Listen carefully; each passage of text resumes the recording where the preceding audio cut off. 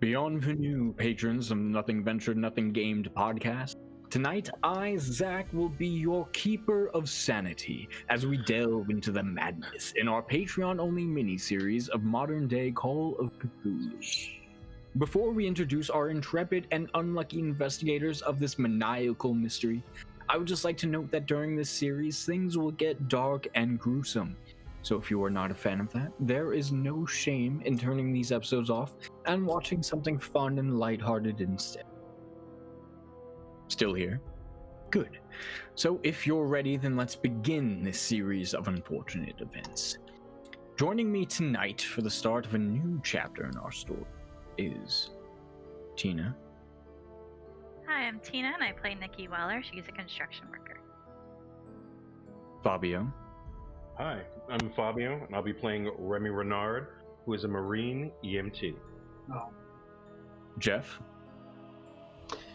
Hi, it's your boy Jeff. I am playing Henry Hank Ricci. I am a driver from Brooklyn, and I'm scared. Tafy. Hi, I'm Tafy. I am playing Danielle Warber, and she is a therapist in these hard times. And Nick. Playing Michael Lee, police officer. Cool. So, we find ourselves following a black car as it drives through the city, evening lights reflecting off of it as buildings fly by, the sunset in the distance as the cold days are getting warmer. At the driver's seat, we see one Mr. Henry Ricci and his passenger, this time a couple, the Brooklyn Borough President, Mr. Adam Eriks, and his wife.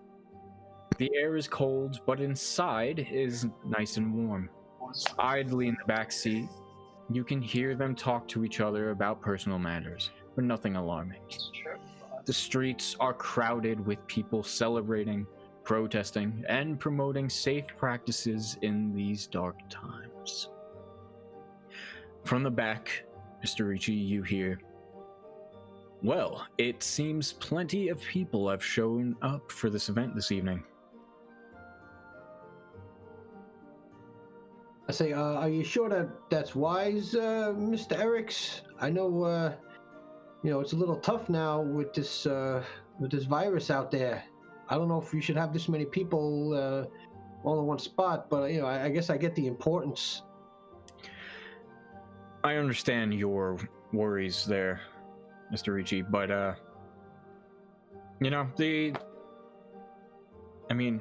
if you look around, you see that these people are practicing safely.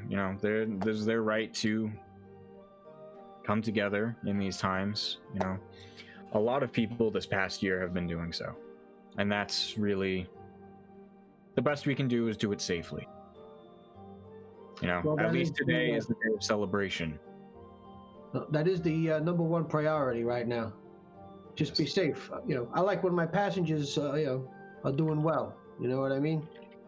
You've taken very good care of me, Mr. Eriks, and I appreciate that. It's nice to see you and your lovely wife tonight. Yes. Thank you.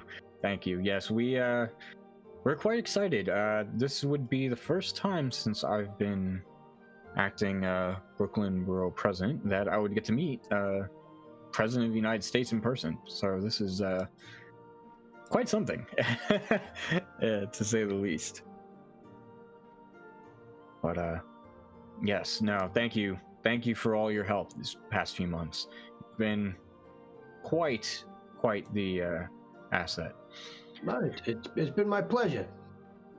Yes.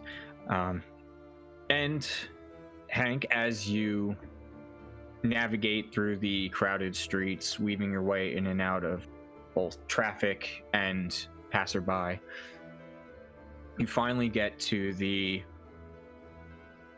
city hall, where there is, again, a large crowd. In this crowd is also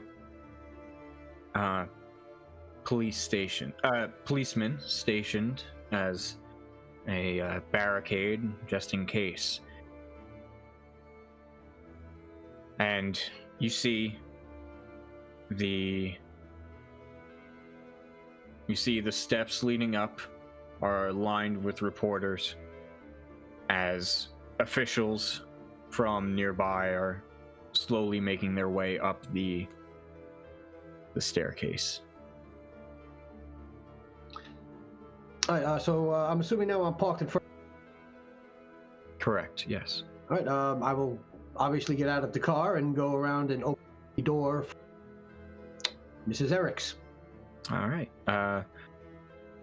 Mrs. Eriks thanks you as she steps out into the cold air. I will extend a hand to, help her out of the car. Of course, yes, and she graciously accepts it and makes her way to her husband's side.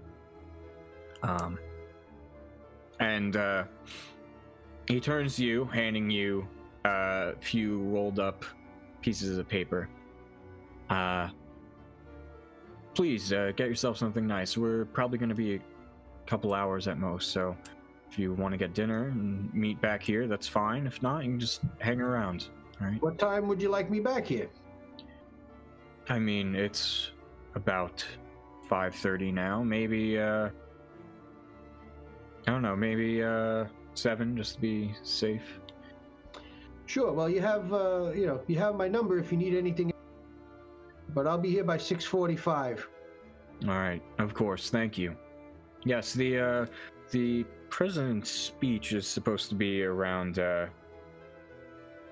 6:30 anyway. So yeah, 7 should work. All right. I will see you here. All right. Thank you again, Hank. Oh, thank you very much. Be safe in there. And you see them ascend the steps into the city hall. We're gonna pivot to Officer Lee. So, Officer Lee, you have been stationed at this event here in the city, where the President of the United States, newly appointed President of the United States, will be giving a speech he's meeting with the delegates from the city, the mayor, the governor, and people of import, and then giving a speech to everyone who is accumulated outside, very briefly, just to reassure that things are going to get better, if anything. But a lot of people have turned up for this event, and over the last year, it has been kind of unsettling any time this many people have gathered in one location. Apart from pandemic restrictions and everything, and unneeded and unnecessary violence in that regard. But everything is going okay. It's about 5:30 right now, and you've seen a handful of people go up the steps into City Hall. At this point, the president has not yet shown up.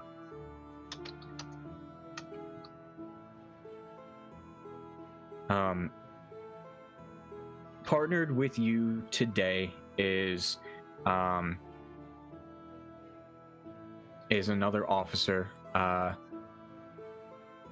Officer Ramirez. David Ramirez.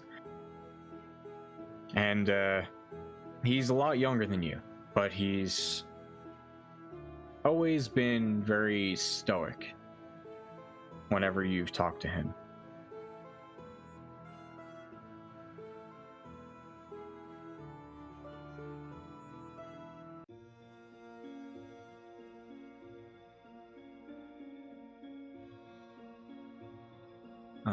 So you are stationed at this event.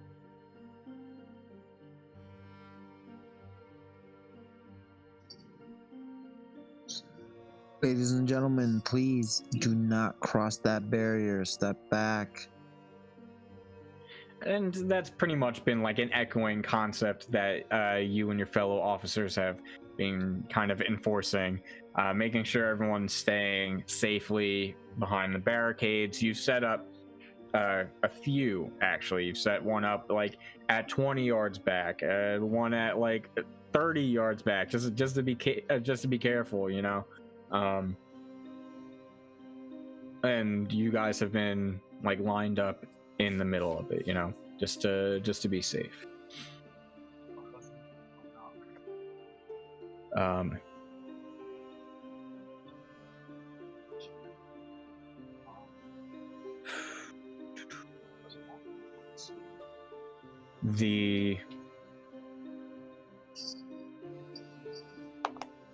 What has it been like at these sort of events in the past year? Has it been I mean, it's been fairly peaceful on most fronts,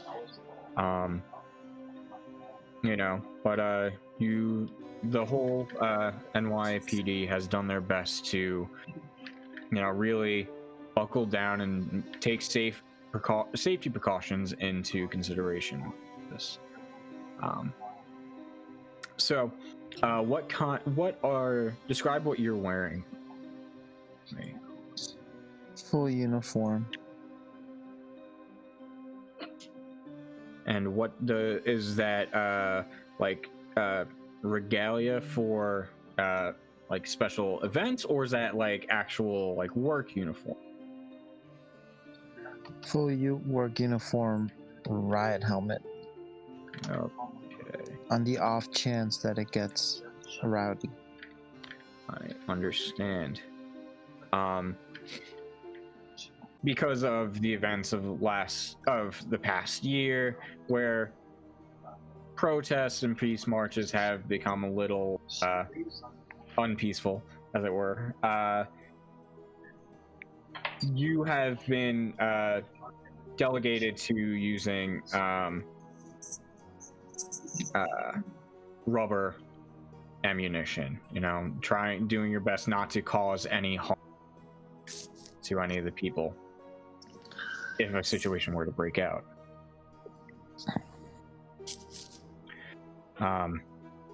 But again, all of the officers around you, including yourself, you don't feel like there's any real need to worry. There hasn't been an incident in several months at this point, and everything seems to be going well as you await the arrival of the President of the United States. Yep, standing by to stand by. Mr. Renard, Mr. Remy Renard. You and your team have been fashioned about a few like a block or so away from where the president is supposed to give a speech, so pretty near to City Hall. You're like a few stores down from the end of the block, but if you walk up a bit, you can see with pretty good view the place where the president will give his speech in about an hour. But it is your whole team, which is Miss Erica Burkowski and Mr. Juan Melendez. All right. So we're just stationed out there, just hanging out, talking, listening to the radio, waiting for them to give us any direction just in case somebody gets injured. Mm-hmm. I look at Juan and I look at Juan and Eric and I go, we're about to witness history, folks. The president, up close and personal. Erica actually turns towards you as Juan nods in agreement. And she says, I hope that they're serious. That's really my major concern. But you know, it's been a while since a president has spoken just out in the open like this, you know. I'm sure there isn't going to be anything bad that's going to happen, you know. All right, cross our fingers and toes that we just get to hang out here. It's a light day outside of maybe some cuts and bruises from bumping in from excitement. I hope we just get to go home. It's just I just want to have a relaxing night. Yeah. Watch some TV, eat some snacks, just chill. Yeah, I mean, we shouldn't. I mean, we're only here for the next couple hours. Once it gets dark, this is pretty much being shut down anyway. So, he's from what I hear, he's only supposed to talk for like a few minutes, and then after speaking with the people inside. So 2 hours, you said? All right. So I look at my watch. All right. 119 more minutes to go. All right, everybody.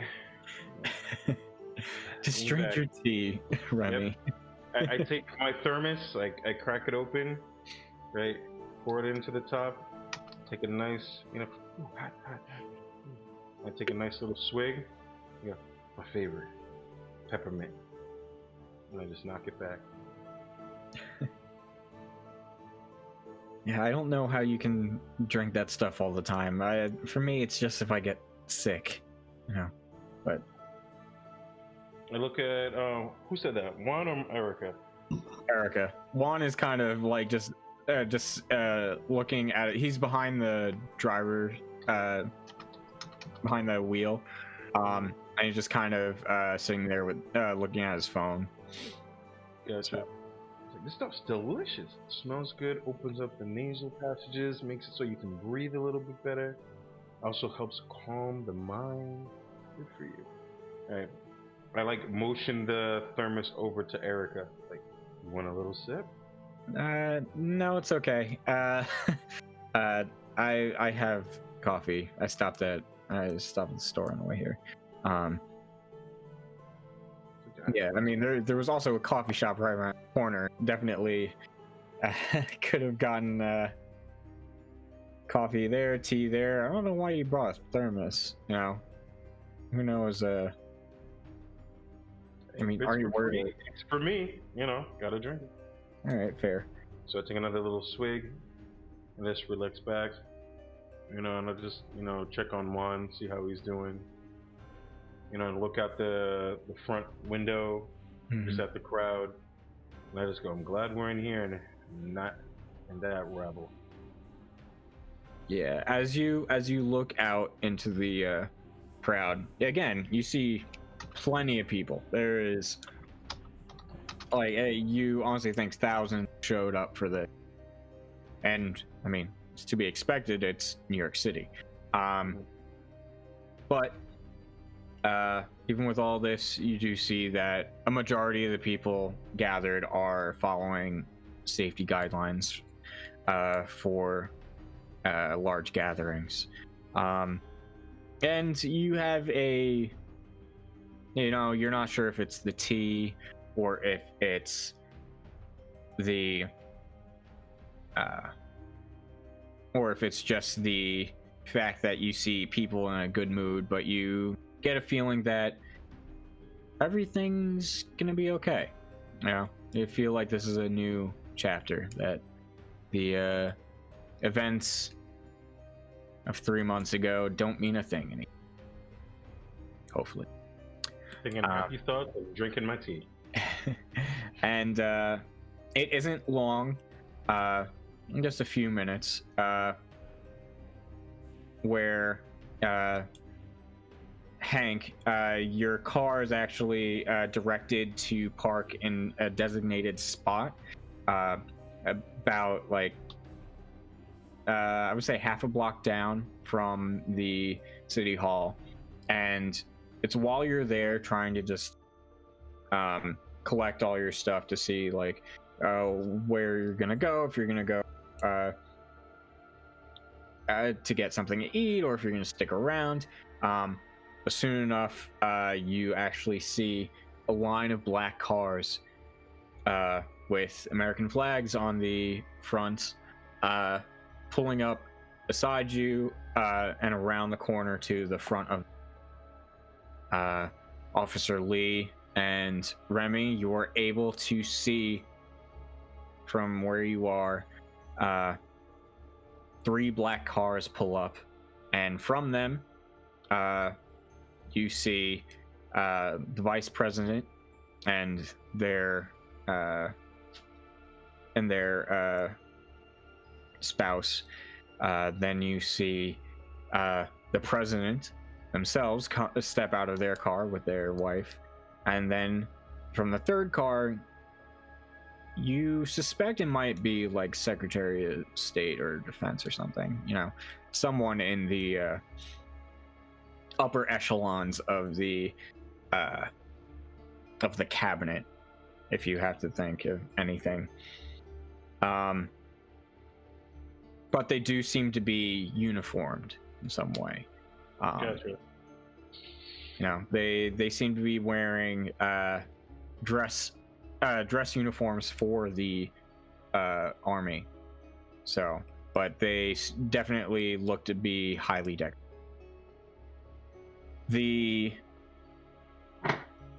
So these people step out of the vehicles and are saluted and are escorted up the stairs into the city hall. And the entire time as these people stepped out and the president of the United States waved a hand at the crowd that showed up, everyone erupts into like chorus cheer. You know, it's amazing to see, you know, a spark of happiness in these dark times. And just as we see him, as we see them walk inside of the city hall, the camera fades out and shifts to the front of the hospital, or really the side entrance of the hospital, where the elevator has been purposed to deliver guests up to the atrium above, where on the other side of town there is a small gala happening tonight. And so I would like to ask Nikki, what you came as David Moore's +1 for this evening. He did this as a thank you for all of your hard work over the past few months, especially heading this atrium project. He felt like it would be rude to not invite you to this. You know, he isn't wearing a cast anymore per se, his leg, but he is still wearing like one of those large boots that you would have to wear. So walking is still a little tough. Hobbling a little, yeah. Yeah. Essentially, he's just hobbling. But what are you wearing to this gala? Well, we spent a half hour talking about now. She's wearing kind of a one-piece jumpsuit that kind of goes up to a halter, all black. Like gold bracelets on her wrists, some nice earrings.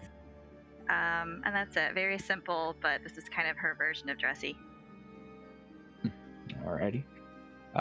And you guys the two of you have been here at the gala since right around the time, or the appointed time when it was supposed to begin. And you've seen people of import trickle in, the upper crust, the higher echelons of society here in New York City, who, you know, people of wealth have graciously, as they say, donated to the hospitals in the city. So you've been here, you've had a few drinks, food has been, it's just like passing trays and stuff. There's no like actual food. You know, there may be a table over on the side with more like, you know, you fill up on like meats and cheeses, charcuteries, but that's about it. You know, there hasn't been like substantive, like actual food, you know, no plates of filet mignon. Is it hospital food? No, it's definitely not hospital. It's the bad Jello. Oh God, no. Terrible. This is a side note outside of the podcast. Guys, don't eat hospital food. All right, moving on. Well, I mean, you should eat food. Don't refuse to eat. Oh no, that's not what I'm saying. If someone is visiting you, have them bring food. Do not eat hospital food. It's nasty. Follow your doctor's advice. Let's just go with that. Nasty. If you're on a clear diet, stick to your clear diet. Yeah, hopefully your doctor doesn't say your diet consists of only the hot. Okay, moving on from that. PSA. So you've had a lot of time to just people watch as you and David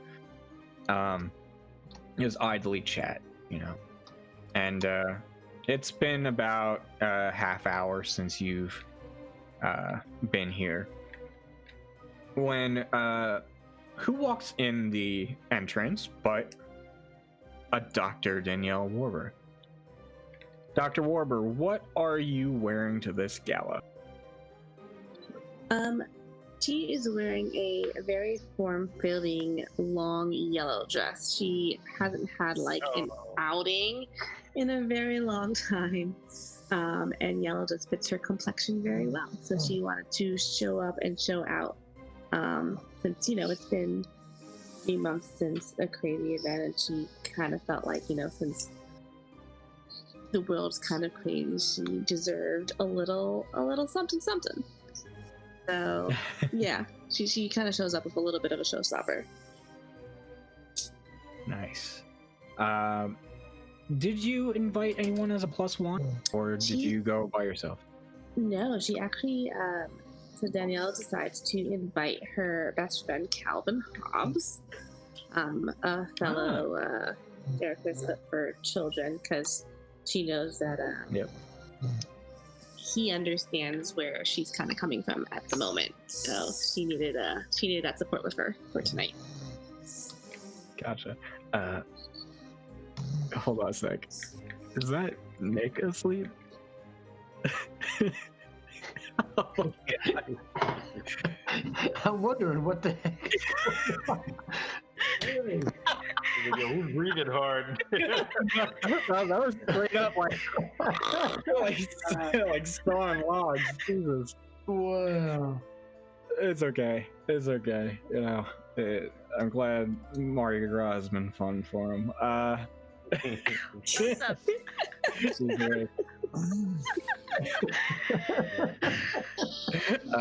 Anyway. All right then. Anyway. This is a hell of a gala, you guys. So. Yeah, those hours are long. Yeah. There's a dude working people. You see one person. You see a security standing there, seemingly awake, but every once in a while you can see his eyes drift down and his head bobbing as you walk in. But yeah, so what did Calvin? I think actually Calvin wore a pretty plain suit in opposition to your flair, as it were. But yeah, plain a navy colored suit, tailored to his size. But yeah, so Dr. Warber, you have come into this party, this gala, and you see that trays of food are being passed around, hors d'oeuvres and everything, as well as drinks. There's a table of champagne flutes, where supposedly those are for toasting, but you like champagne, you can take champagne. Otherwise, it's whatever you'll be drinking for the night. And you see a lot of wealthy individuals just littered throughout the floor. Muted.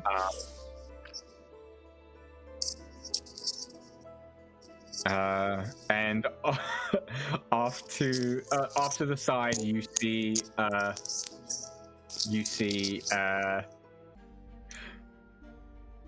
see Miss Weller, someone who you haven't seen since 3 months ago, really. Even though you technically have been working in the building. I excuse myself from, Calvin for just a moment. I provide him with a glass of champagne to keep him entertained as I go over and wave hello at a familiar face. There's like a moment of like recognition, and she just kind of like waves. She's kind of off on her own. Hi. Hey, bit of a change of scenery since the last time we saw each other, don't you think? Yeah. It's been a work in progress, and it's weird. It's weird, right? To be honest with you, it certainly is more than weird. I mean, this seems weird for normal circumstances, but just after everything, it seems really odd to be celebrating. Yeah. In a sense. Yeah. I don't know. I get a weird feeling being here. I mean, it's one thing, like, working on this place, but now that I'm not busy, it's just like I don't want to be here. I mean, I get it. It's a fundraiser. It's needed, and I appreciate the gesture that, we did a good job, and I mean, it looks great. I still don't understand why we had to do this, but it's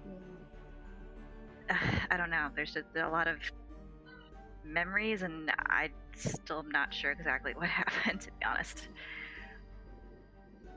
I feel like the past couple of months have been more me trying to get away from this place, but I just keep getting pulled back into it. Well, I'm hoping that's what I can do now, but who knows? There might be another project the hospital wants, so kind of hoping this would be it, but we'll see. Well, don't put me on the record for this, but there's always champagne. I will drink to that, absolutely. So,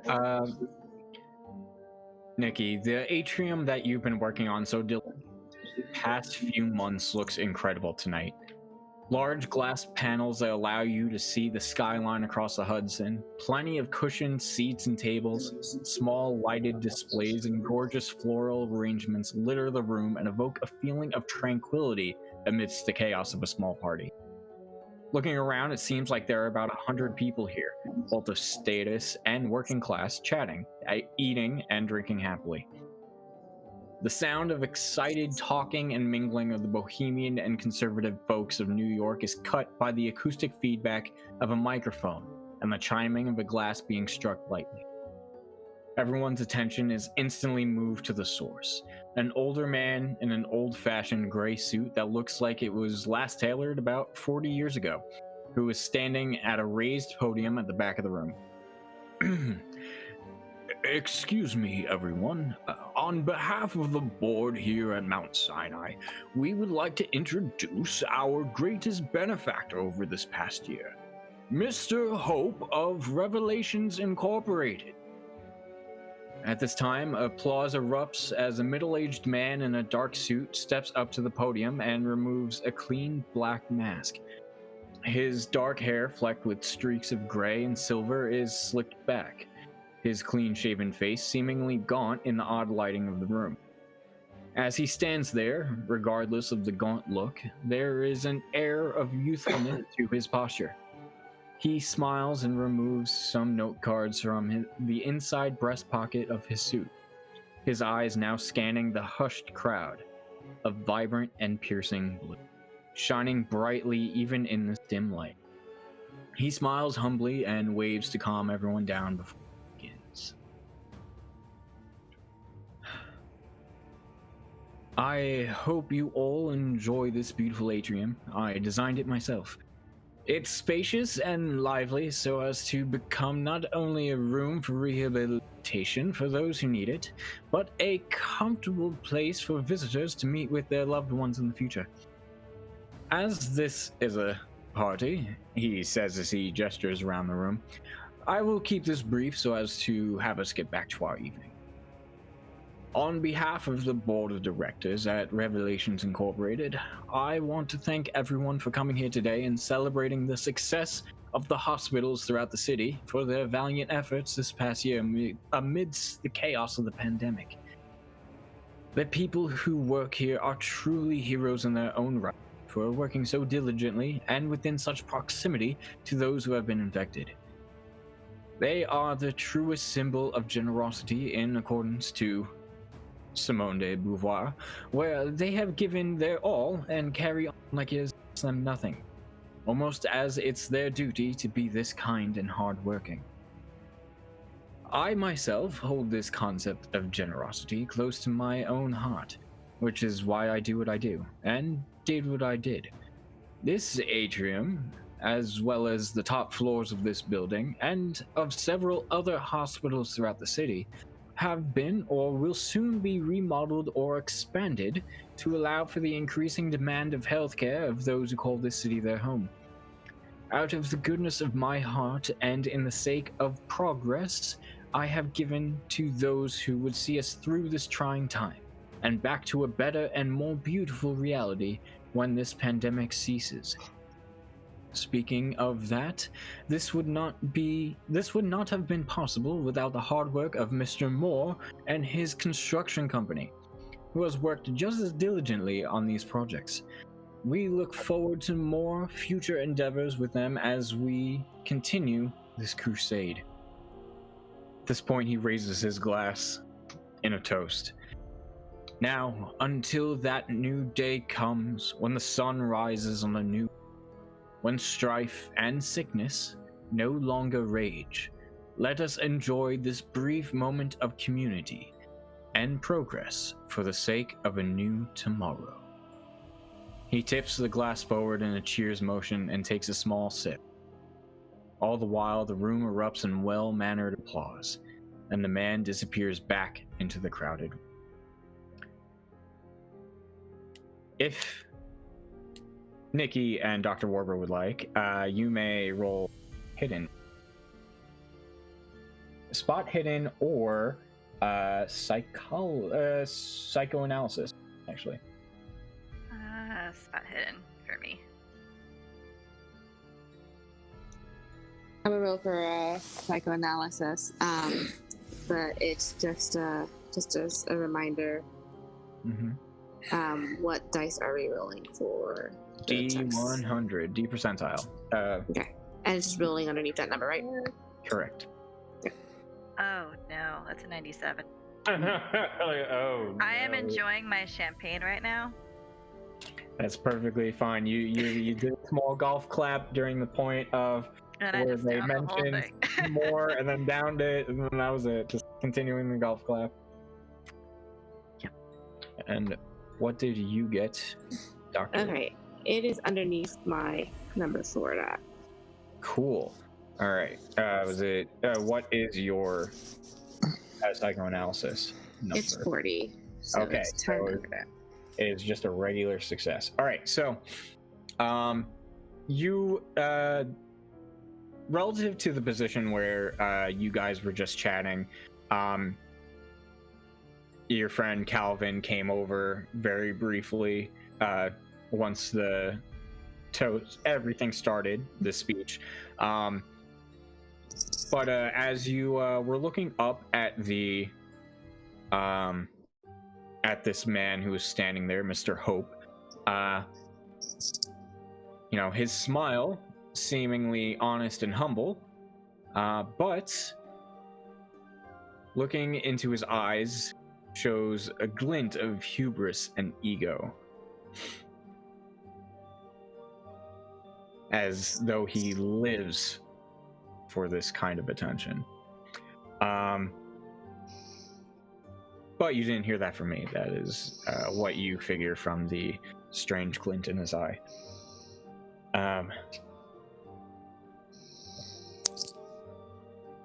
and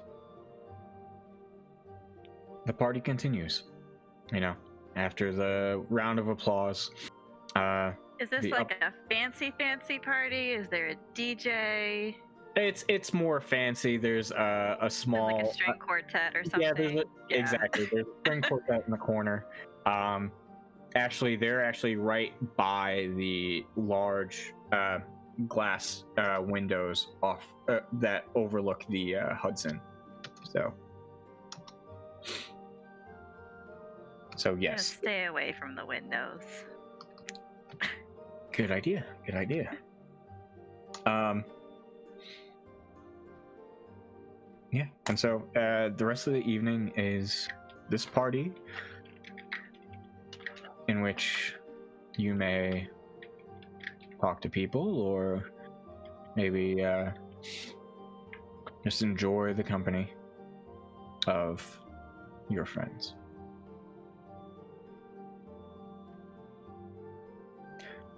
But we'll come back to that because I have something else.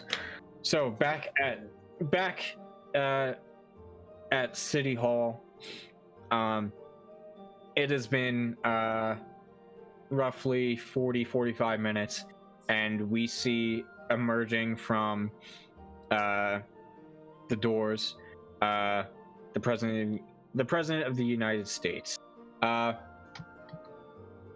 Mr. Ricci. Did you want to come back to see what happened, how the speech goes, or did you take off somewhere? Well, no. If I actually got a parking spot near City Hall, I'm not losing that parking spot. Facts. So I'm gonna find some local street food to get and sort of like pocket the rest of the cash. I'm looking for like a chicken and rice stand or something. Nice. Yeah. Like, Hold on. I'll hang out by my car. Yeah.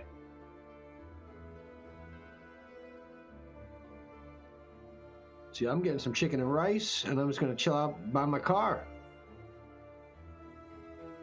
Alrighty. All right. Cool. So, yeah. So you hear the with applause as the Well,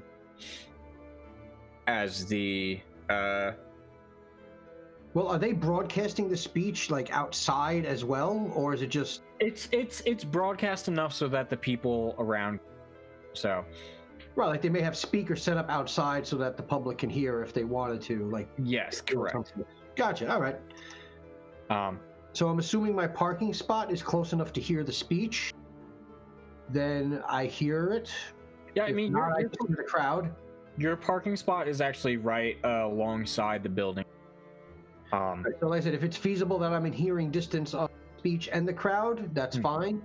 Yep. If not, just the crowd is fine. And so that's sort of up to you in logistics where I'm located. Mm-hmm.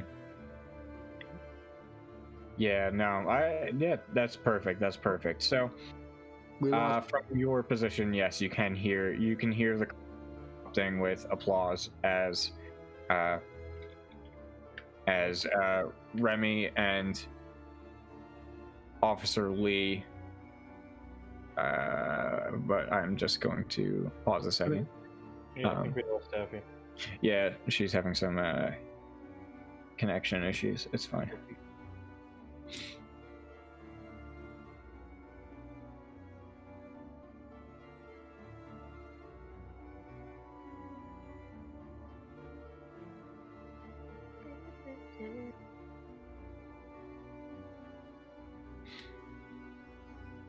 Like all right.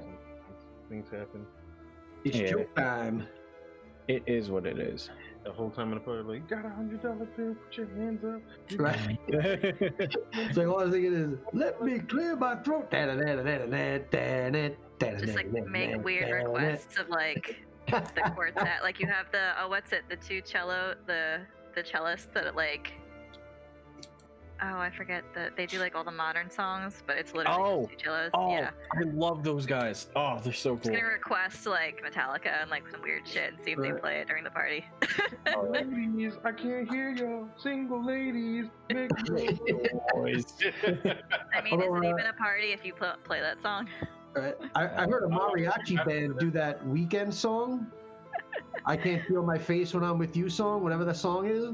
But I heard a mariachi band doing it, and it was awesome. I was like, this is better than the real song. I'm like, this is like the coolest thing I ever heard. Oh man, good Yay, stuff. Yo, back. I have a quick question for Tafy. Tafy, is Nick AFK? I would say so. Okay, all right, that's fine. I've tried.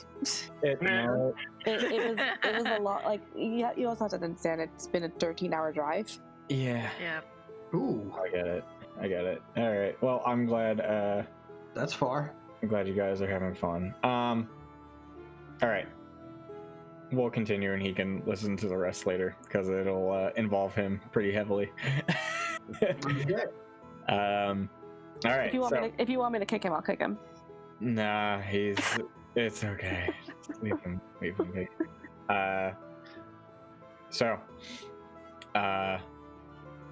Where were we? So, like I said, from your position, where you're parked, Hank, you can hear the applause as the President of the United States comes out of City Hall. From your vantage point, Remy and Lee, you can see the president come out of City Hall and start walking towards the stage podium area that they've set up. So like I not violently, but like playfully hit one of them. Look. He's right there. He's there. It's the president. Look. And I'm pointing. President is a little younger than previous presidents, as it were. And he's wearing the usual getup for a president of the Democratic Party: a nice black suit, white collared shirt, blue tie, and of course the American flag pin on the lapel to denote that he is an American. But he approaches the podium, waving all the while as vice president and his vice president, his wife, and the person who you're not sure if they're Secretary of Defense or State, whatever it is, surround him as well. And as the spotlights show down on him, he kind of just raises a hand to kind of try and calm everyone down. And he goes into the mic. He leans into the mic and begins. My fellow Americans, thank you for showing up today. The past, few years have been difficult, hard on many people. You people, the people. But we will work together to forge ahead and create a better tomorrow. Things are dark now. We are still living amongst the pandemic of last year. The remnants. But hopefully soon, with the plans that we have to distribute the vaccine throughout your city and the resounding areas in New Jersey and so on, that people will get better. And for those who have lost people during these times, I sympathize with you greatly. Together, let us fix this nation. Let us come together and thrive. And the crowd erupts in a thunderous. And it's moments that seem like minutes, but it's really only a few seconds after he finishes saying that there's a gunshot. And as Officer Lee turns next to him, he sees that the young officer next to him, Officer David Ramirez, in his stoic, almost glazed over expression, has fired at a civilian nearby in the crowd, who's seeming to have rushed forward at the end of the speech. The civilian collapses to the ground, and the people in that area start rioting instantly against the police who are there, against trying to get at this officer who shot at this man.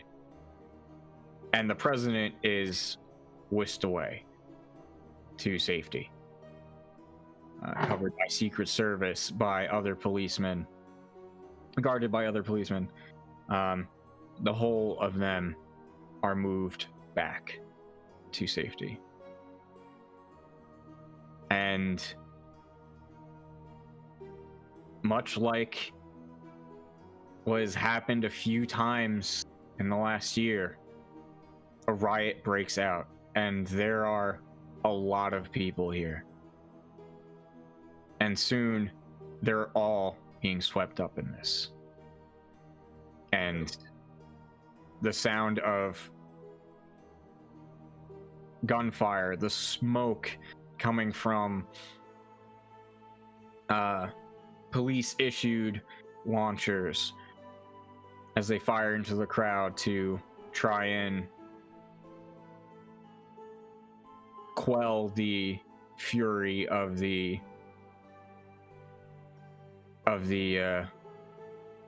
people who gathered.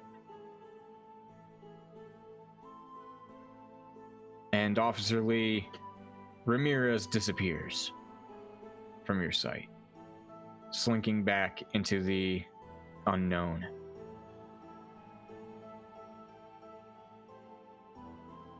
But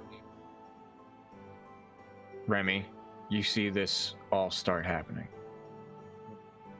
So I look like, because I'm at this point in my mind, I'm imagining I'm right next to like one in the front, just trying to get like the best front row seat, like out of our ambulance, right? And I'm just like caught in all listening to the speech, and I'm sipping my tea, and as soon as I hear the gunshot, like I flinch and I go to sleep. What's that? Right? But I know exactly what that is, and I just go, oh no, no, no, no, no, and I pour like the tea out, I close the thermos, right, and I'm just like, this is gonna be bad, and I look at Juan with like big eyes. I was just like, be ready, and I like bang on the top of the roof of the van to get Erica's attention, and I was like, they're shooting, get down, and I'm just like, but trying to like keep a good look and seeing what's happening at the window.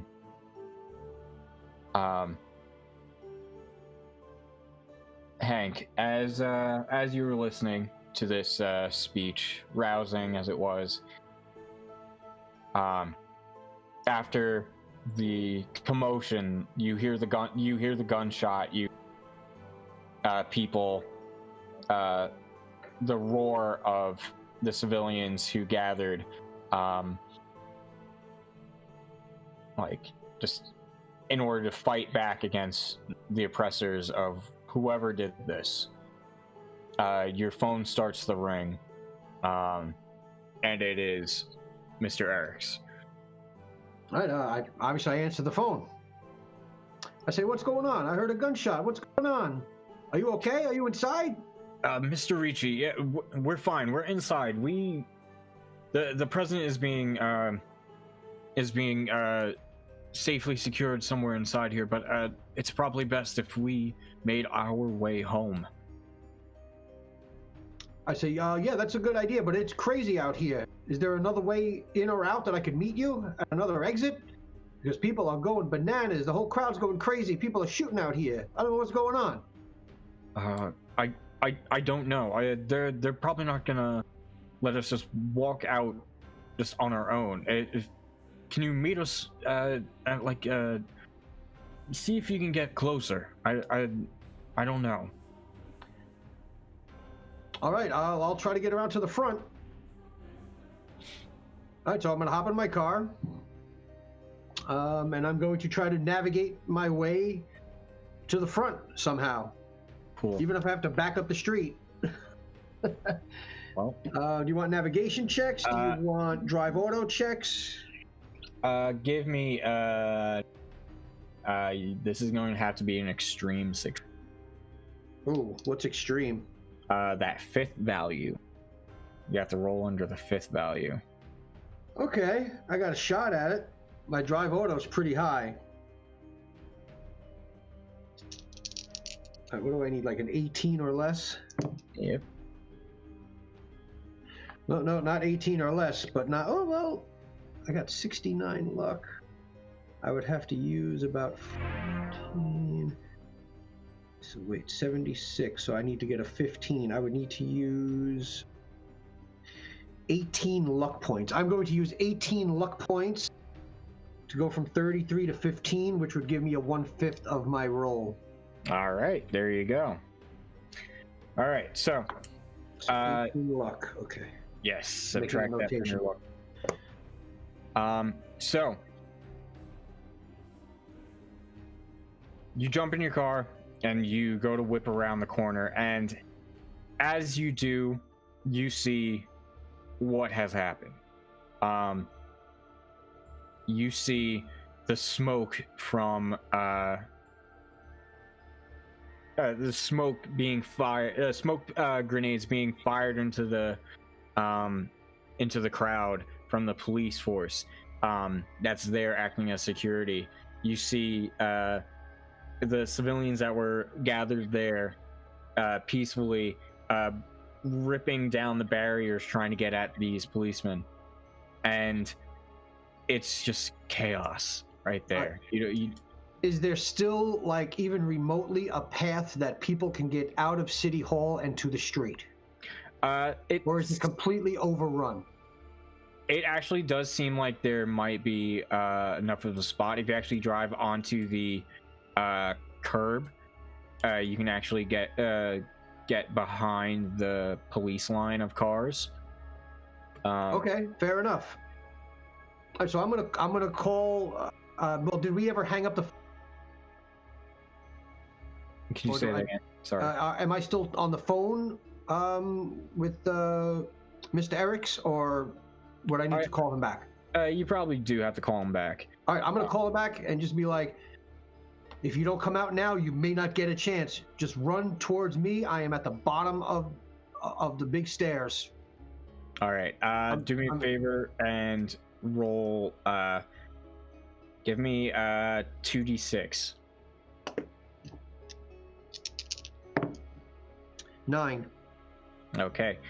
Subtract 9 from your cell phone use.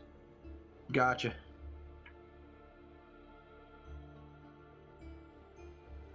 Okay.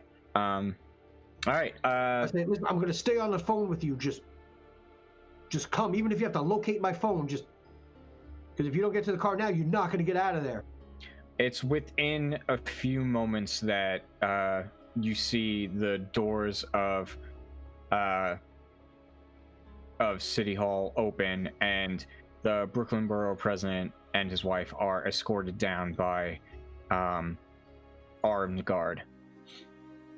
All right, so I'm gonna open up the door. I'm gonna open up the door from the inside of the vehicle. I'm gonna open up the doors, and I'm gonna keep it on the phone. It's like, I'm here. The doors are open. Get in the car. And as quickly as it all happened, they are down the steps and inside your car. All right, I say, buckle up. Get me home. The way home is going to be very Gonna be very what? it's going to be very difficult to get them home currently with the situation that's happening right now. All right, you know what? Mhm. Maybe I won't take them home. Maybe I take them straight uptown. Instead of trying to get across bridges, I'm going to take them right uptown. I was getting them away from here. I'm going to make a judgment. You know what? I'm going to just get them out of this area. Good idea. So I All right. hope you like uptown. We're going uptown. I'm using my street savvy here a little bit. I say I'm not going to even try to get anywhere into this area. We're just going north. All right, just give me a drive auto check.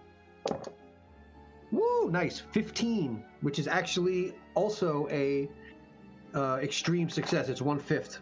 Nice. I have a 76 in drive auto, so yeah. Yeah, All right. I put a lot in drive auto.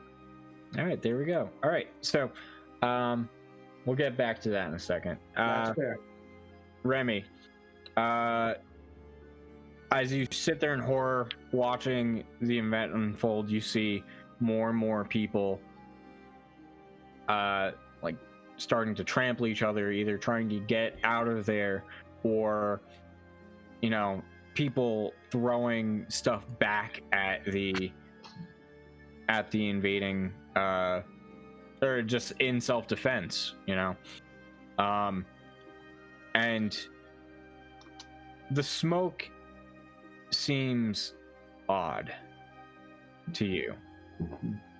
You know, it instead of kind of like instilling like a sense of like tear gas or whatever, where it would be like detrimental to their safety, it seems like the more people are inside of the smoke, it seems like more of a frenzy they're kind of being whipped into. I would like you to do me a favor and do two things for me. Could you roll a spot hidden and then also a sanity check? You're not well on my spot hidden. I got a 69. Nice. My spot hidden's 45. Yeah. Gotta do that. Come on. I got a 30 for sanity. Okay. 30 is under your sanity, I believe. All right. Yeah. 43. Cool. So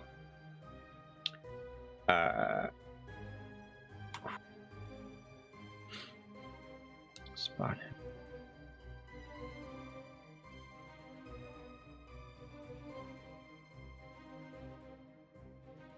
How old did you say Remy was again? Remy is 33. So, I mean, he's probably done a tour. Has he done like maybe a tour or something overseas? 3 tours. 3. All right. Well,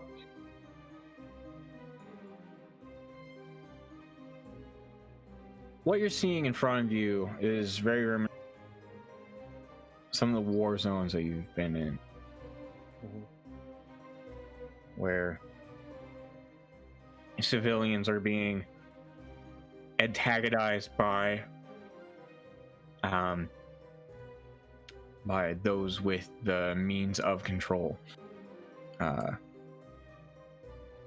like I said, this seems a little off. The people in the smoke, instead of coughing and tearing up and being immobilized, they're whipped into this weird kind of frenzy that's making them fight back more and kind of hitting at just anyone around them in a way. Like I said, you see plenty of people being trampled as people are trying to escape from the central location, as you see police officers march forward. Got it. So at this point, like I'm just trying to like calm everybody down. Inside the ambulance, I'm gonna turn on the siren, and there's like I'm gonna tell Mona's like just move slowly, and tell her like people to just disperse. And I was like, please everybody calm down, disperse, just trying to get everybody to like relax.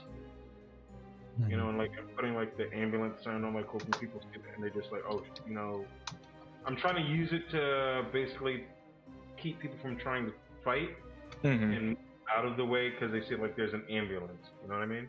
Yeah, I gotcha. And I'm just telling them, okay, just move slow. Just move slow. Like, don't try to hit anybody. Just move slow. And then we just want the sound to try and like be like a wedge and move people around us, trying to get them to calm down, trying to get them to chill out and just avoid us at all costs, and also avoid fighting as we get like closer towards the middle, closer towards the police. If I see anybody like on the ground, I want to like point them out. Like, if I see anybody hurt. Yes, there are plenty of people who have been hurt because again, you see people have been pushed over and then trampled as people have been trying to quickly escape from this area. Just for the quick PTSD flashback, just take 3 points of sanity damage. And then yeah, like I said, like there's a few people like laying on the floor. You actually like there's people who are coming from around the corner closer to where the shooting started that you can see like welts all over them. There's bruising and like cuts where blood is like rushing down their faces. You know, plenty of stuff. You know, this is people are getting hurt and the smoke is continuing to expand over this area, and in a way it's getting denser.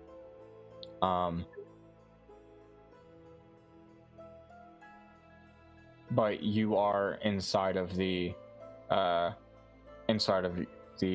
ambulance, so Okay, so like at this point, like I'm only looking for. So most of it I got like hurt. They're like bleeding. They're cut, but they're moving and walking around. I don't see anybody like lying on the floor, right? No. There's like one or two on the floor because again, like they've been pushed over, trampled, so they're kind of stuck because people aren't just walking calmly. These are people rushing like in fear, you know, trying to get out of the way of whatever is going on. Okay.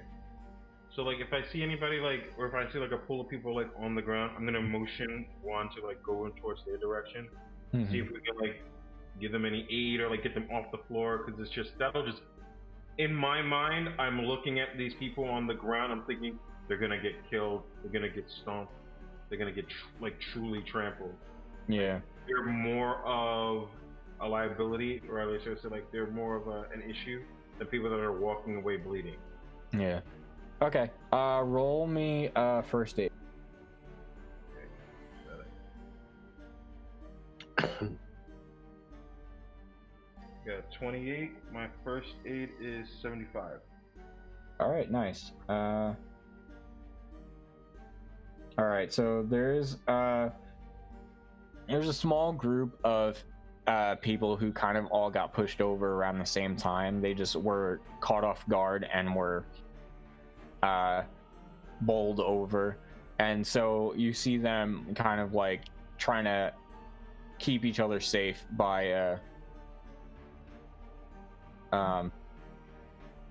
trying to keep each other safe, but they had been stepped all over, like kind of like accidentally kicked in the face or whatever. Some people aren't moving, but you're able to get your way over to them and kind of give them emergency aid. As you step out of the ambulance and assist these people, you, Erica, and Juan trying to like help them out. Do me a favor. Because I know you said there's like smoke and gas and stuff like that. What was that? I said, do we have any like face coverings? Because I know you said there was like smoke and gas and stuff like that. Yeah, I mean, like you guys have like PPE and everything, but there probably are some like breathers inside the ambulance just in case. Okay. So that's not too much of a worry. But as you're getting out of the ambulance and you're assisting these people, do me a favor and roll spot hidden again. Sure.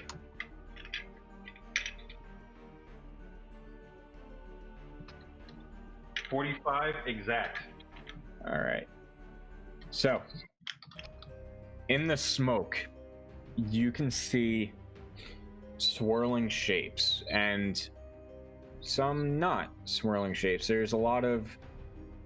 You look into the direction of where the police are, or are marching forward, or out, or are firing into the crowd in order to try and calm people down, which obviously doesn't seem to be working. And you see shapes in the swirling smoke.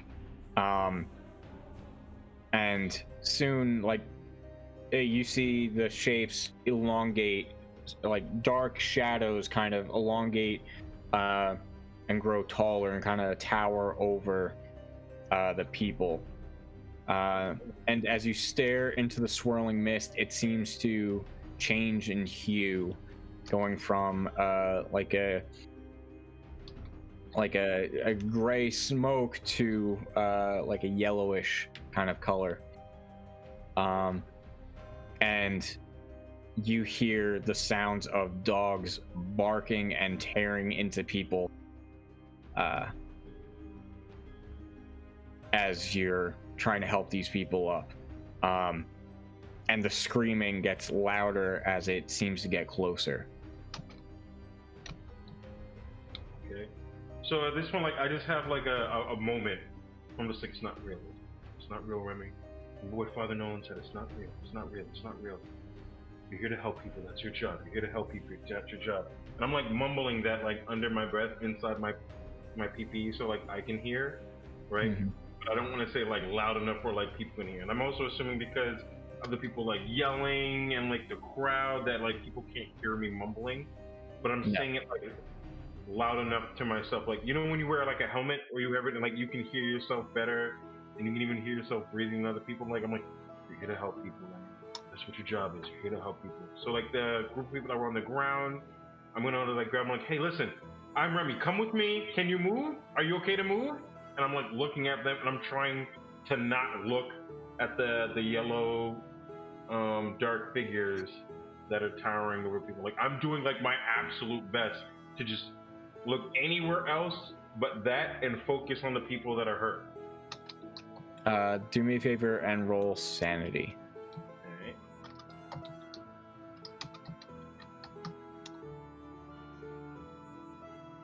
I rolled a 46. I'm going to use 7 points to make that a 39, so it's underneath my sanity. Cool. 7 luck points. Cool. All right, subtract that number, and you are going to take you're going to take 2 points of sanity damage. I already took 5 points of sanity damage. I didn't even do that. That's what happens. Remember those 100 bits we were talking about? That's what happens. Damn. But you're able to safely kind of like get these people away from the danger, passing them off to your crew in order to just keep a hold on the situation. In the back of your mind, the growling gets louder, the barking, the tearing of flesh. It seems to be getting closer and closer, but you're just doing your best to try and avoid looking into the mist, into whatever is happening, and I just gotta do my job. And you're in chaos at this moment. Like, everything went to shit within seconds. Back on the other side of town where there's a party.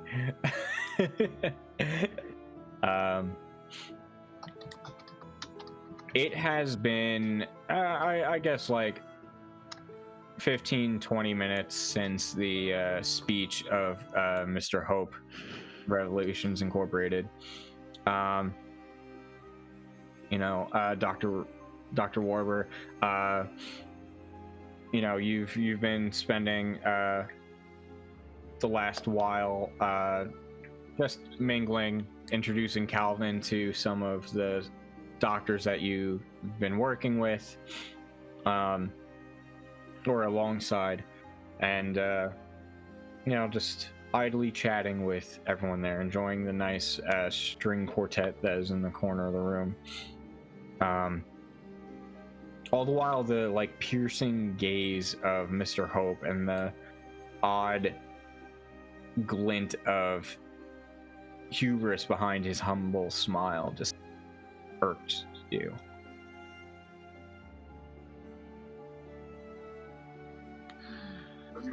Yeah, I find it odd This whole that thing is after odd. that just and that man. I mean, maybe I shouldn't pay too much attention to it, but the fact that he has this egotisticalness to him that I just don't like. I mean, not surprising. Some of these people, they get just money to throw around and they don't actually care what it goes towards. They just want the credit. Ain't that right? Especially in this city. He doesn't look healthy, right? You want a diagnosis or a personal opinion? He just, I don't know, he looks malnourished. I mean, I can't deny that. I mean, just look at him. You think you're that rich, you can afford to take care of yourself, but he wants to build an atrium and waste. I don't know, he could have just donated money directly to the hospital. There was really no need for all this work, especially when we were almost done. But the hospital needs the money, so regardless where it comes from, I guess it helps people. Yeah. In the few moments where you guys are talking about, out of the corner of your eye, Nikki, you actually see Mr. Hope walking in your direction with a couple glasses of champagne in hand. Great. And Yep, I've been in this situation in networking events. It's not good. David has been right behind you. Has actually been speaking with a couple of the doctors that he's seen around the hospital. They've been asking him questions about the floors up above, but he's been he's been pretty close by to you, and he actually walks over in your direction, Nikki, and says, "Excuse me, miss. Would you mind if I seal you and your boss away from your friends here?" Sure. Fantastic. Tap David. Yeah. He turns around in surprise and, "Oh, Mr. Hope, how are you this evening?" Good. Do you mind if I speak to the both of you in private for a moment? I'd just like to discuss some ideas, plans, quickly.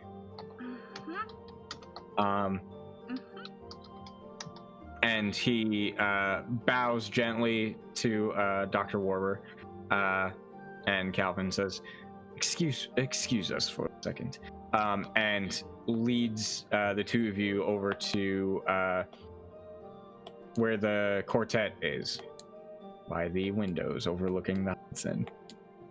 As we walk over, I just kind of whisper to David, if he wants anything else changed in this room, I'm gonna kill him. David just kind of "Shh, calm down, all right? It's all right. We're done with this. He has ideas. And he walks over to the glass and stares out to the skyline beyond, now twinkling in the night sky.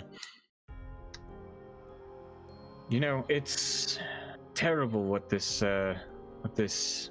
past year has done for the world.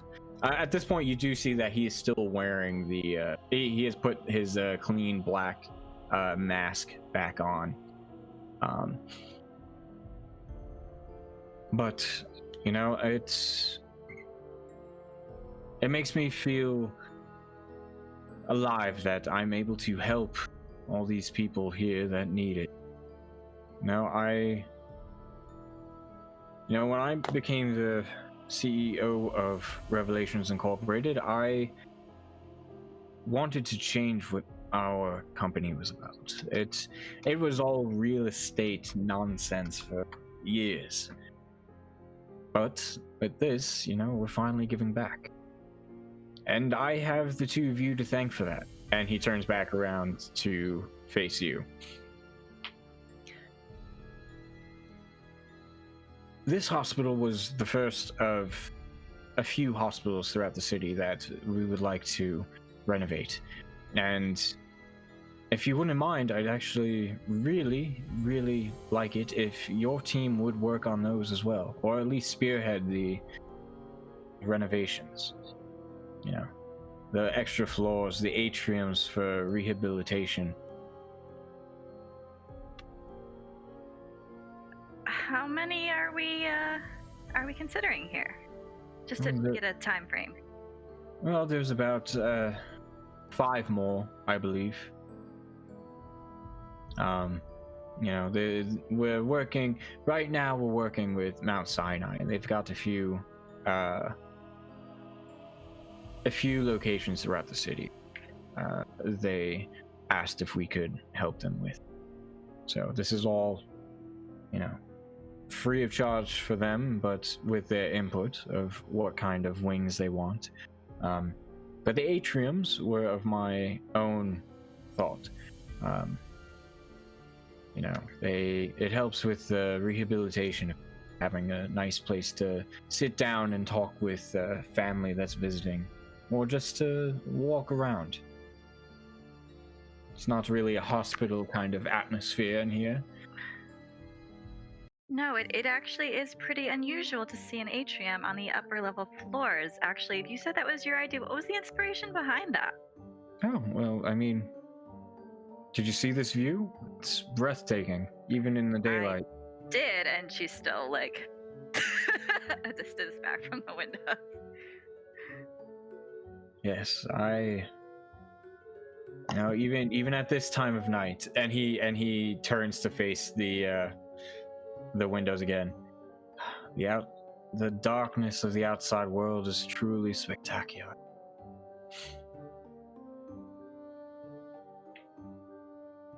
I mean, you could argue the lights from the city give it that atmospheric glow, but sure. Well, yes, but that's light pollution for the most part. The true beauty lies beyond that. If this city didn't have that, we would have just the stars twinkling in the night sky. But it is what it is. But I wanted to give people a chance to see the sun shining, and it's more positive atmosphere. That's really it. If you do it too much if you do it on the ground. Sorry, cut out. If you put the atrium on the ground floor, you lose some of that natural sunlight. Right. Well, that would have to be David's call, not mine. But if our company agrees to the contract, my team can get it done. Oh, and David at that point kind of clears the throat. Yes, sir. It has been a pleasure working with you. Honestly, your designs are actually quite remarkable. I ran them by the the correct channels in order to get approval, and even the our own architects on staff are blown away by the intricacies of designs. It's It's very interesting, though. Like Miss Weller said, it's it Unique. is. Yes, it is unique. It is unique. Thank you, Nick. The shapes that are used are not traditionally seen either. Did you create those yourself? Well, I've had a fascination with circles for a long time. They've everything kind of revolves around the sphere, if you would think about it. The Earth is. People are said to look more healthy if they've got some meat on their bones, in a way. It's. I don't know. It's just pleasing. It's this an infinite loop, in a way, that's pleasing to the eye sometimes. I just say that because structurally speaking, the circle doesn't quite make the strongest foundation. Usually you see structures with corners for support, like triangles or squares or rectangles. So it's just interesting that you would choose the shapes that you did in the specific locations in the room the way you did. Well, it as long as the design is followed to the T, it should be structurally sound. I've done my research over the years. But you're right. You are very correct there, Miss Weller. Was it? Yes. He takes. I reach out my hand because we haven't actually shaken hands. Yes, he actually steps forward and reaches out a hand as well to shake yours. Mr. Lucius Hope. Nice to meet you. That's a name. Just That sounds like evil, and then there's hope. It's like, it's a trap. Lucius Malfoy, but it's Lucius Hope. Like, Ain't he a Batman villain?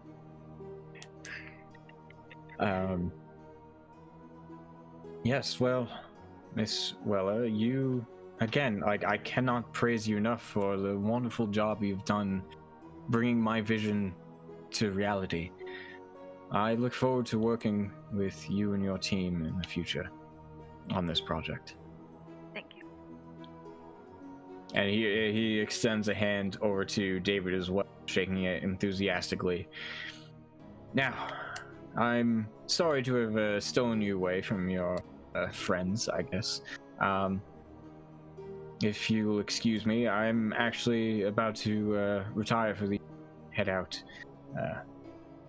It's early, but shouldn't be here for too long, I would say.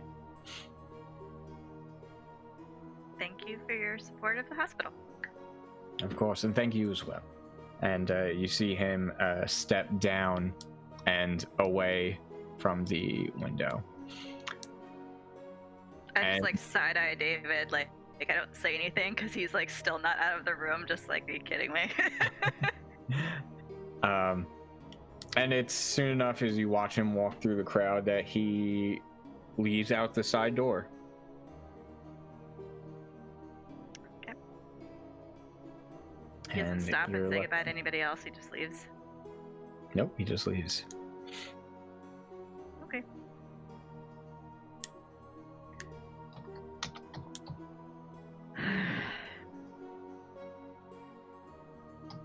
David doing anything? Is he happy about this, or?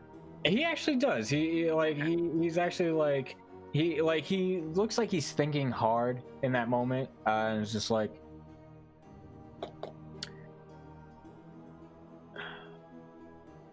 okay, so he interesting. Yeah. I mean, on the plus side, if it's just the same thing in different locations, we shouldn't have to start, undo, and then redo what we've done. It should just be a simple project, but I still don't understand the need for extra floors for a view. but if he's paying, it's a job. I don't understand the rationale behind it. Yeah, that makes. Yeah, I get what you're saying. I don't get it either.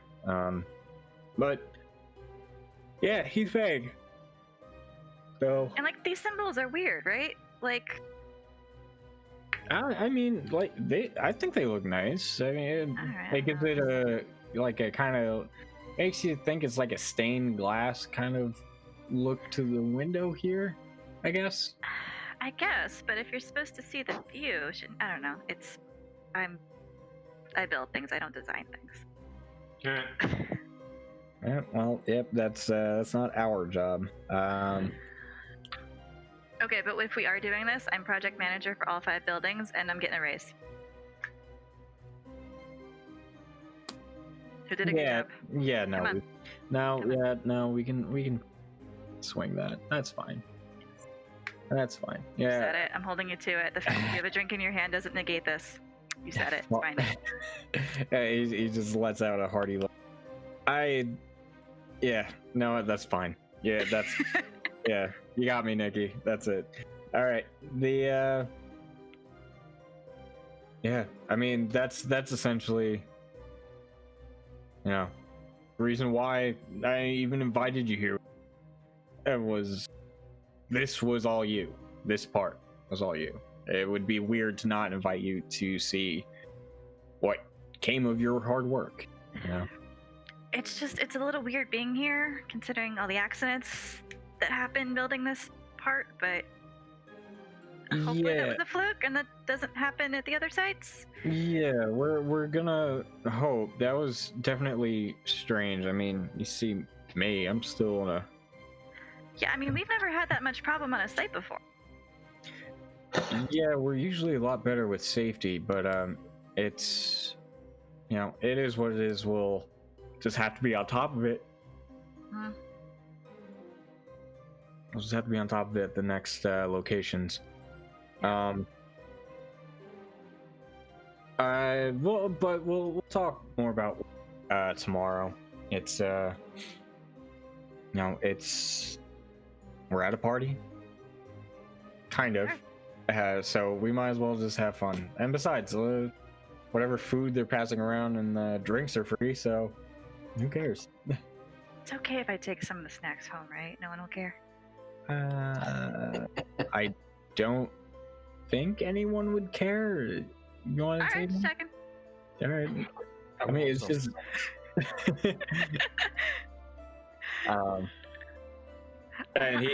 How long can I build? Use the I built this wing. I can do what I want. That might wear away pretty quick. That's fine.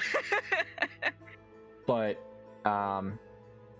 he laughs and starts like hobbling down the steps, or the raised platform, like flooring up to that window. Starts going back down to where the rest of the party is. Well, I'm gonna get another drink. Do you want one? Does your friend need one? Yes, please. Thank you. All right, cool. I will be right back then. All right. And I'm gonna go find my way back over to Dr. Warber, who's the only other person here I know. Yes. So Dr. Warber, when Nikki was pulled away, one of the doctors that you've been helping out here at the hospital came over to you and came over to you and in like a hushed voice, Dr. Warber, do you mind if we have a chat quick? This is a man in his I guess mid 40s, possibly like looks to be Hispanic descent in a way, with sandy hair. Usually you would have to call the office to schedule an appointment. Oh well, it's not for me.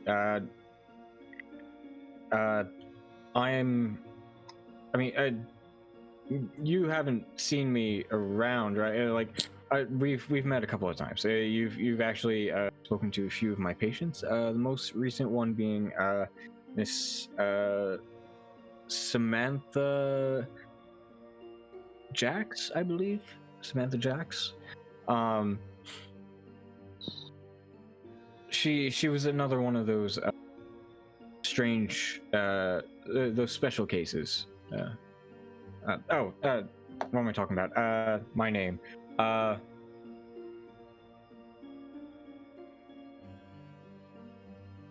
need a name. Hold on. My brain died in the 2 seconds. I have a name. Not to be rude, but you don't seem like a credible source. So,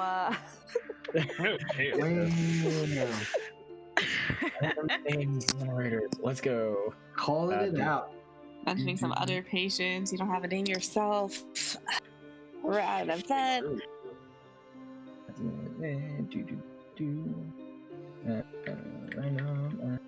Okay, let's go.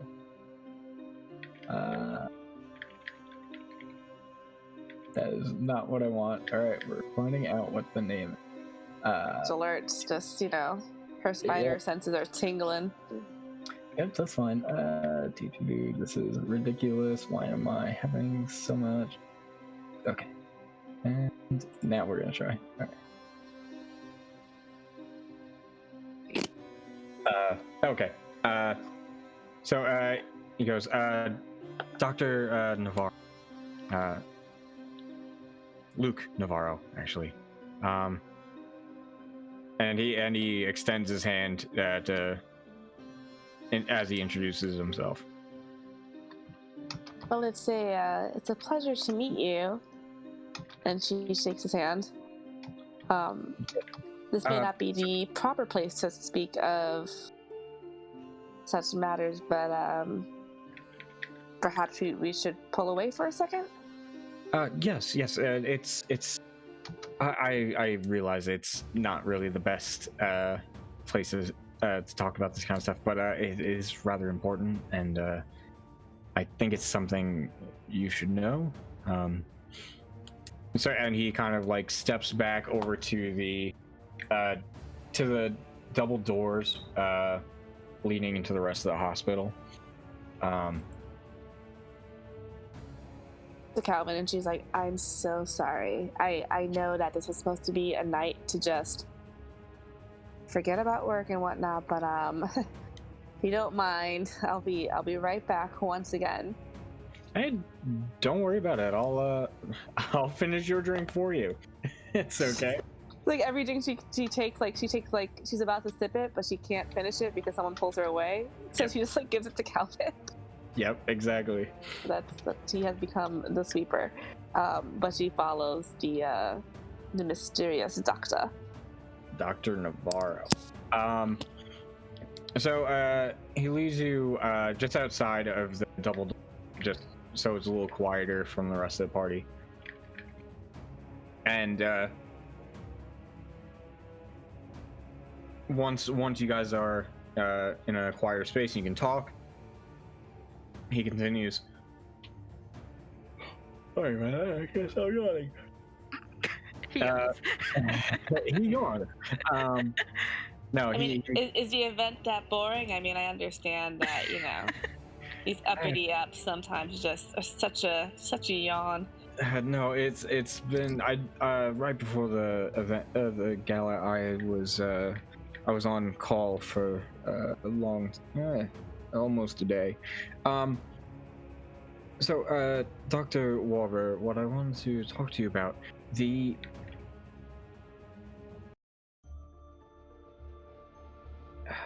Miss Samantha, Miss Jack, she was under your care. Much like, well, I don't know, you've had a few patients I believe, over the past few months. This is not untrue. Well, this morning she started, or this morning I say, a few hours ago, really. Time is nothing right now to me. It's been so long since I slept. A few hours ago, she was not doing great. And she's just been kind of rambling over and over and over, and just incoherent babbling, really. It's kind of unnerving in a way. And I was wondering if you like knew anything about this. Like, is it usually happening with these people who have been infected? Because this is definitely strange. Like, I know some people, like, once they're infected, they kind of have like psychosomatic issues after that. But this is, I haven't seen this before. I mean, this she's really one of the first patients I've taken on that I've had to monitor the vitals during this process. So, no, I'm just trying to get like a sense of what's going on. And you said this happened just a few hours ago. This hasn't been something that is a continuous trait of hers? No, this morning she seemed perfectly fine. Well, I mean, apart from the cuts and everything that she and all the other patients had, the self-inflicted wounds, it looks like, or animal scratches, whatever it is. She was fine. She was healing from all that. She wasn't in any danger of being hurt from that. But yeah, no. A couple hours ago, she was just like it was babble. It was. I didn't even know what the words were that she was speaking. It was very, very strange. I understand that we're both currently at this party, but I was hoping you could just hop in quick and just see what I'm talking about, if that's not too much trouble. I will say this. I can allegedly pop in and hypothetically check out what is happening, if you catch my drift. Yes, no, of course. I mean, you're on staff. You're allowed to just pop in and hypothetically do whatever you need to evaluate a patient. But yes, no, it would mean the world to me if you could. Yeah.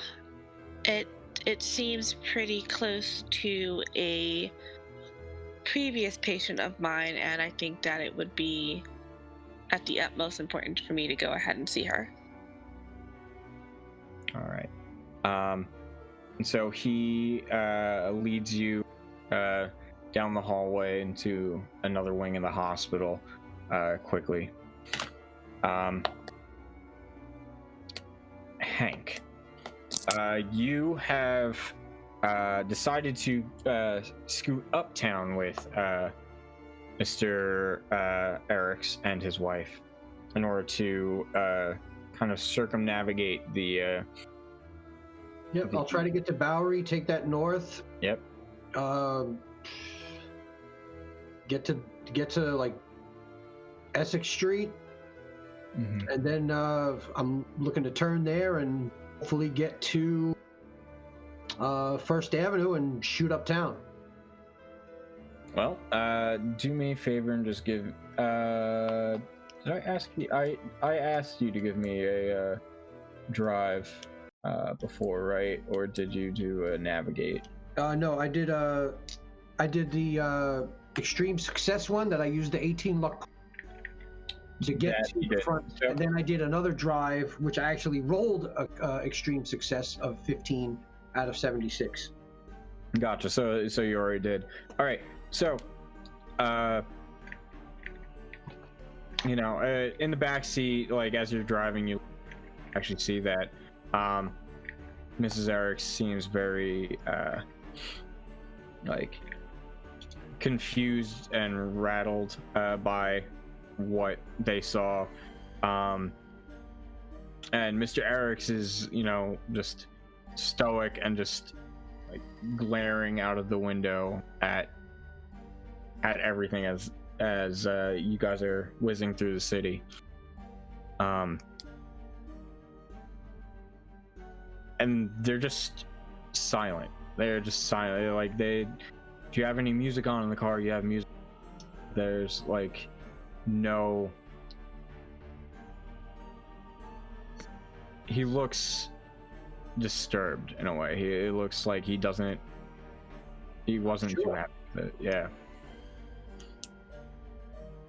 I was like, well, I'm glad I got you out of there.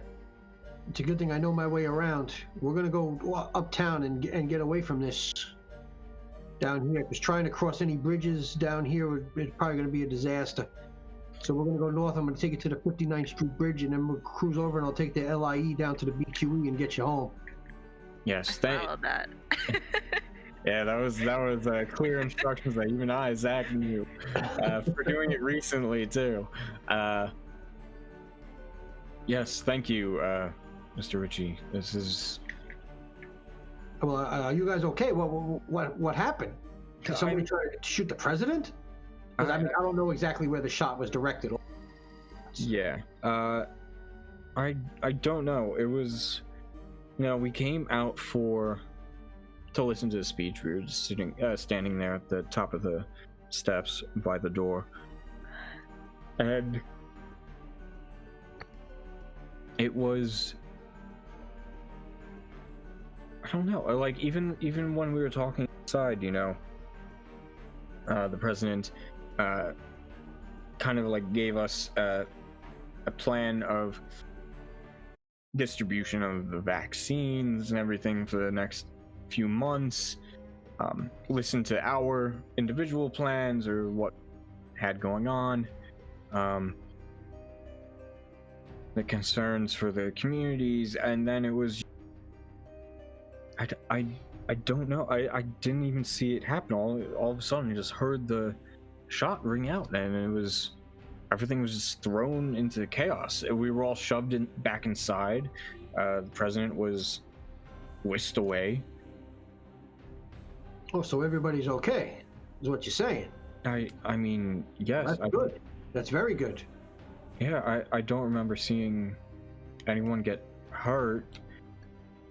I mean, apart from when we came back out and we were running back down the steps, I saw the crowd of people. I don't know. It was just chaos.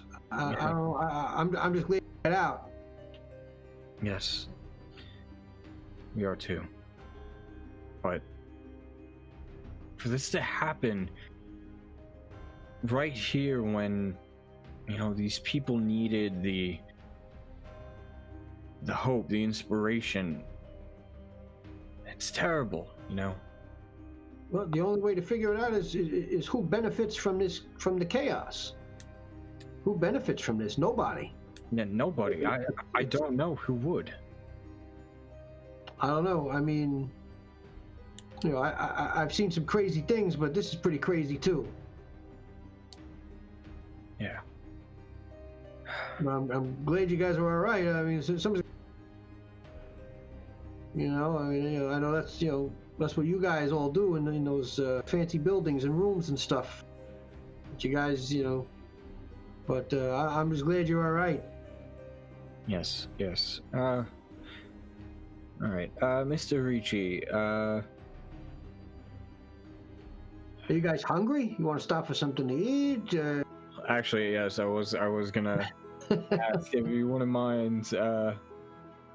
Actually, I haven't had an American burger in a long time. If you wouldn't mind just going through a drive-thru or something. Yeah, you name it, we go. But if things are okay here tomorrow, I'm gonna need a ride back, just in case. Oh, you let me know. I'll be glad to take you anywhere you need to go. Yes, of course. I say, ma'am, is there anything I could do for you? Are you okay? Do you need to stop where we can get get you some water or coffee or something? Yeah, right.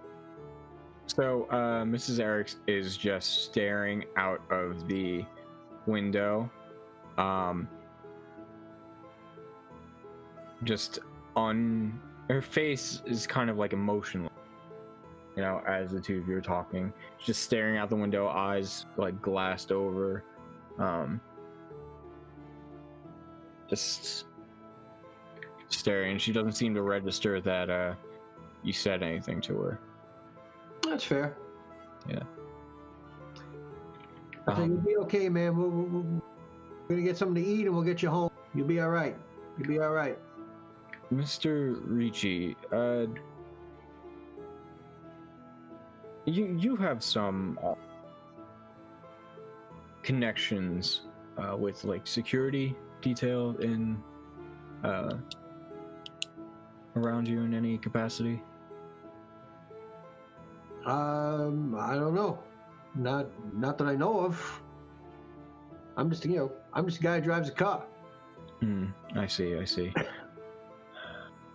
Yes. Well, I have. Okay, that was a weird question. That was a weird question, but I do have another weird question. Listen. There's no such things as weird questions. Yeah. Well,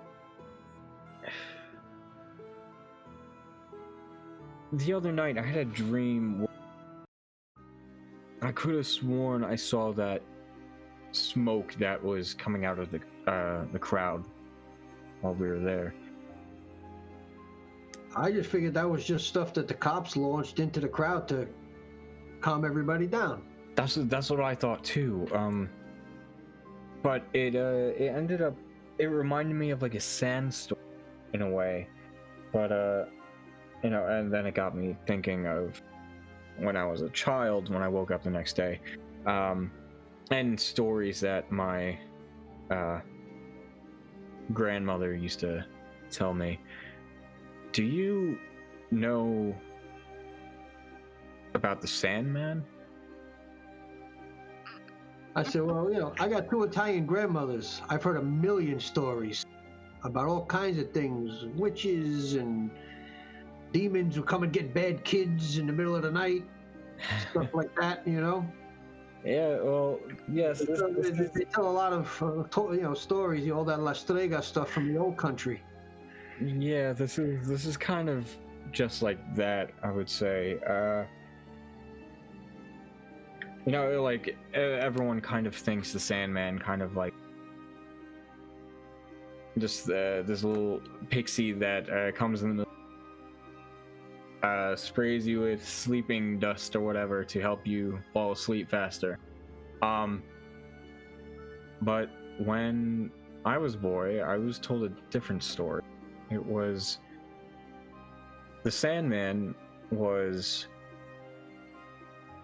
kind of like a Krampus, if you think of it. I've heard similar. I heard that the Sandman isn't just all, you know, happy-go-lucky. I hear there's a more sinister side to him. I've heard these stories. Like I said, I got 2 Italian grandmothers. I've heard a million of them. Yeah. I come up with a creature for every day of the month that they talk about. Yeah, honestly. But yes, the Sandman, when I was a kid, it was said that they came for naughty children who weren't going to sleep. I've heard similar. Yeah, and old wives' tales and stuff like that. Yeah, and if you weren't asleep in time, they would steal you away, and the only thing left to signify that there was even a child there in the first place was bit of sand in their bed. I have heard the same story. Yeah. I've heard similar. I know what you're talking about. There's always a little sinister element to these things, you know? Yeah. I mean, look at Santa Claus. The guy breaks into your house and stuff. You know, it's sort of like a reverse robbery. You know, and everybody loves Santa Claus. You know, I like Santa Claus. I hope he comes too, but the guy eats all my cook, drinks my milk. You know, I'm hungry. Killing me right now. Reverse robbery. You know, like there's always a little sinister side to all of these. It's how they keep the kids in line. You know what I mean? Like, if you don't go to sleep, Santa Claus ain't gonna stop at your house. You're gonna get no toys. True. You know, there's always a little bit of sinister aspect to these things. I'm not surprised you've heard these stories. Yeah. Yeah, but no, it was My own has to tell you things, all kind of crazy things in the old country. Yeah, well, that was it. It was the other day I had that dream, and it was the smoke tonight just reminded me of the swirling sandstorm in the dream, and I don't know, it was just unnerving in a way. Yeah, I believe it. I've had a few recently myself in the past couple months. I had one the other day. I was falling, and I was just falling and falling and falling, and when I saw this 10-foot high black structure, and it was freaking me out. And then I woke up, and I was like, that was really, really weird, but it felt like it really happened in my head. Sometimes you get those dreams, the ones that you get just before you wake up for the second time. You know, you wake up at like 6 o'clock, you stare at the clock, you say, nah, I'm getting another hour. And then you go back to sleep and you have that really crazy, vivid dream. That's what it was like. Yeah. Yeah, I get that. Right. Well, listen, we're going to go and we're going to get something to eat. You know, we're going to make sure that your lady's all right. Yes, I believe my wife is fine. And you kind of see him just kind of like grip her like knee. But yes, the sooner we get home is probably the better. This was not the night we were expecting, that's for sure. All right, so yeah, I said I know we're taking the long. I just needed to get out of that area without trying through that area to get away. I'm just going to go immediately north. You got it. Whatever way you think is fastest. And the car drives on. Remy, back at the ground zero, in a way. So yes, your team has kind of collected a small number of people injured and kind of like moved them off to the side. You guys have kind of moved back over to where your tent was popped up, because people are just finding their way over to you now who have been injured. But that smoke that you saw is still like enveloping the area. That weird like yellowish hue. The dogs that you hear growling and tearing flesh from flesh. It's still like in the back of your mind, ringing in far off distance as you and your team are yelling and doing your best to patch people up, make sure they're okay. Alright. So I'm just like giving them like support, like asking for things. It's like, give me more gauze, and gauzing people up. It's like, if you're injured and you can walk, stand over here. Like, and like I'm just like directing people, like, if you have someone who's hurt and they're not conscious, bring them here. Like, just, you know, trying to set up little triage zones so I can like help people out. Just again, and I'm like just like keeping like, I'm doing like quick scans. Like, I don't want to look at the smoke, but I do want to look for people. So I'm trying to like, you know, shield myself away from like visually looking at the smoke, but like looking on the ground low for people, looking for people that are like injured, and like patching as much people up as I can. All right, give me a spot hidden.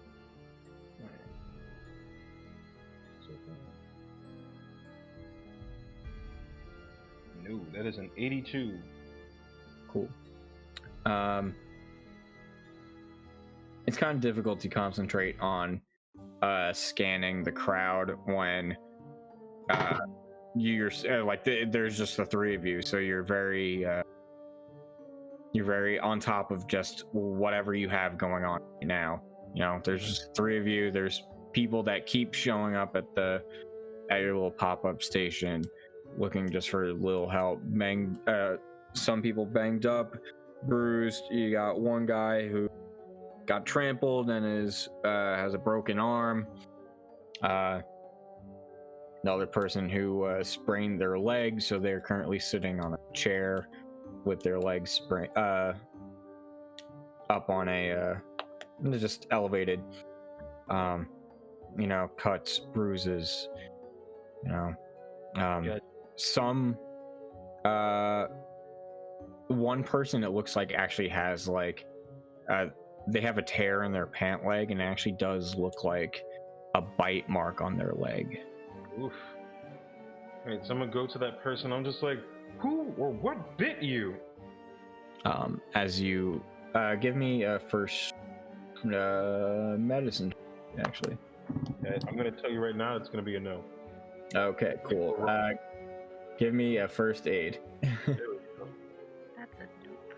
Yep. That's a note from me, dog. Yep. If you look at his paper, it says nope right next to that check. It says nope. Damn. 88. Nope. Oof. You know what? Nah, bump that. I'm gonna take. To get to 75. Would you like to roll? Would you like to try again? Yes. Okay. You must. Okay. If you fail,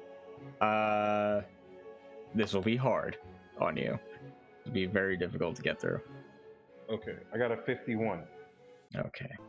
Which is below my 75 for first aid. So you're tending to this wound. Blood is sort of dripping out, but there's this like weird pus that's kind of dripping out of it too. And the bite wounds seem to be too big for a human, and this does look like an animal's kind of bit into their calf. So I'm like, is this person conscious? Yeah, no, they're conscious. They're kind of like in and out of it. It looks like they've been knocked around a bit trying to escape from the chaos of the main street there. Gotcha. So I'm gonna what is it? Cauterize. What's the thing? When you cut off the circulation, so Tourniquet? Tourniquet.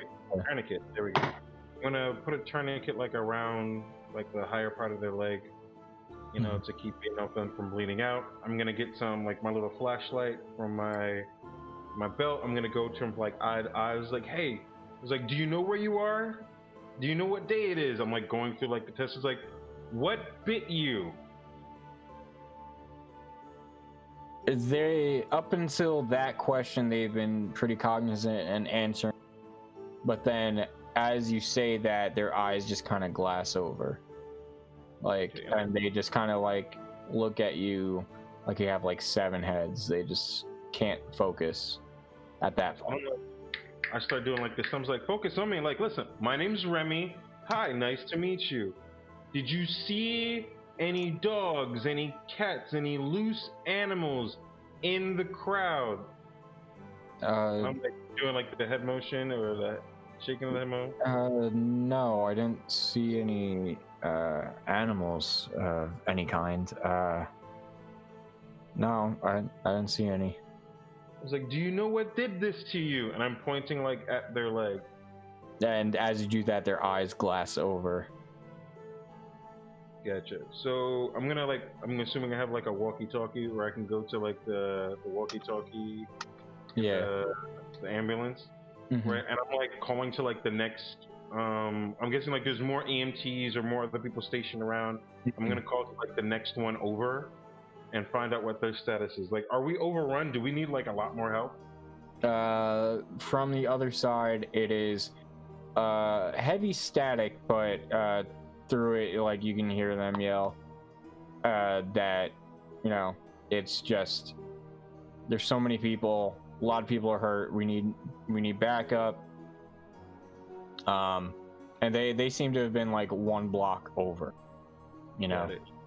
So I'm gonna call into like the main station or the main hop, and it was like, listen, we need more backup here. We're closer, 1 block away from City Hall. We're stationed here. The other ambulance is also overrun. We need additional EMT support on this side immediately. We have injured people.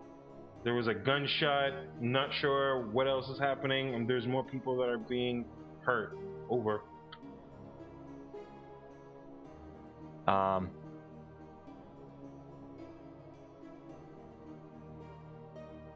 Okay.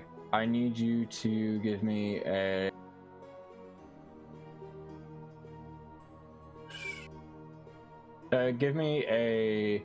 luck roll. A luck roll? Mm-hmm. Yes. Fortune roll. Fortune. So roll under your 7. Damn, it was right over my luck. My Alright. luck is 63. Okay. Roll me a spot hidden. You have to succeed at a. Well, no. Just roll me a spot hidden. Oh, not too bad. I got 33 under 45. There you go. Okay. So, this is where the bad luck comes in. So, you are.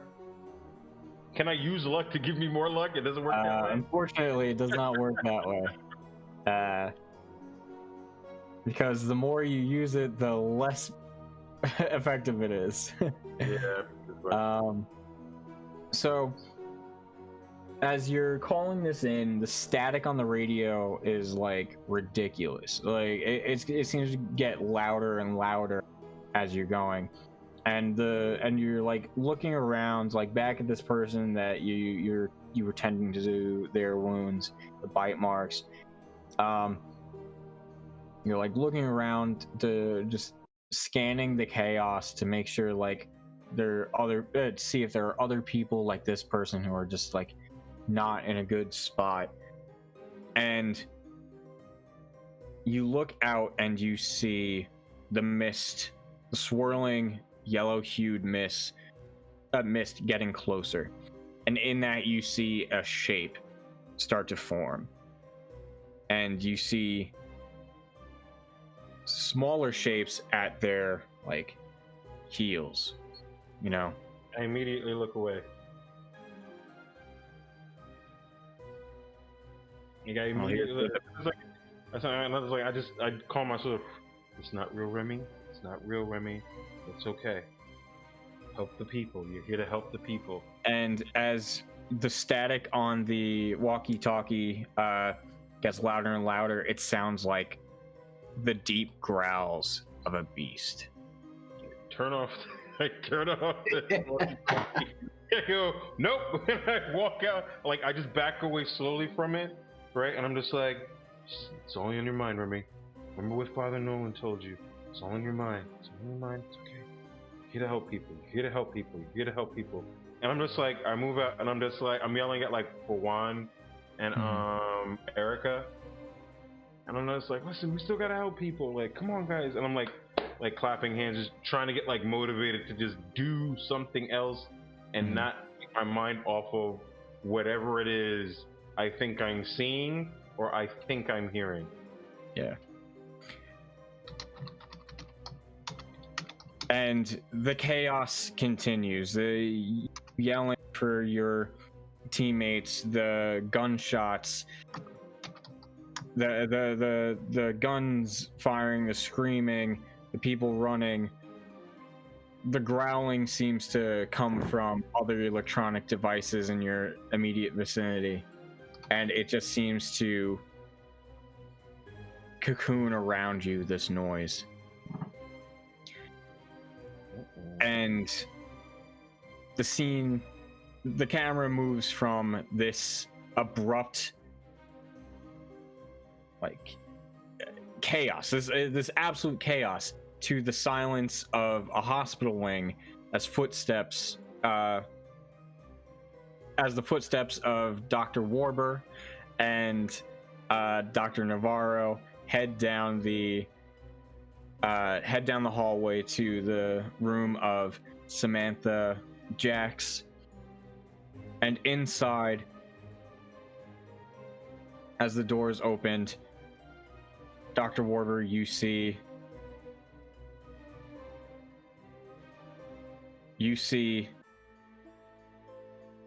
a young woman in the hospital bed, the sheets bloodied, and her arms scratched up, seemingly with her own fingernails, as her hands themselves are bloody and the nails kind of pulled back from the amount of force. And in her own skin, she has carved these overlapping circular motion designs that resemble what do we call those? Not a Fletcher sketch, but what's the actual thing? Oh, a spiral? The spirographs. Flesh sketch? Wow. What's a sketch? Flesh sketch. I don't want to know what a flush sketch is. That's a spirograph on this person. Wow.